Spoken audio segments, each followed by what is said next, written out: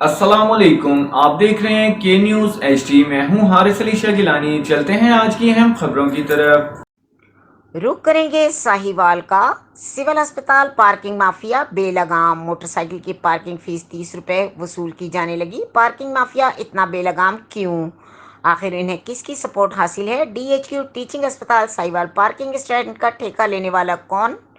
اس کے ایما پر شکایات کے باوجود اس کے خلاف کوئی کارروائی نہیں کی جاتی۔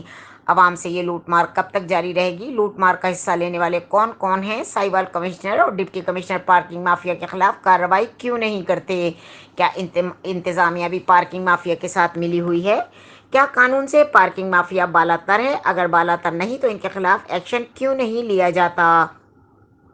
حکومت کوئی بھی ہو، کیا یہ مافیا سب سے تگڑا ہے؟ ریاست اور انتظامیہ کے منہ پر تماچا مارنے والا پارکنگ مافیا شیڈول ریٹ 10 روپے ہے، لیکن یہ 30 روپے سے 50 روپے تک وصول کر رہے ہیں۔ کیا کمشنر، ڈپٹی کمشنر یہ سب ان کی پارکنگ مافیا کے سامنے بے بس ہیں؟ مزید خبروں اور اپڈیٹس کے لیے ہمارے ساتھ رہیے گا۔ تب تک کے لیے اپنا خیال رکھیے گا۔ اللہ حافظ۔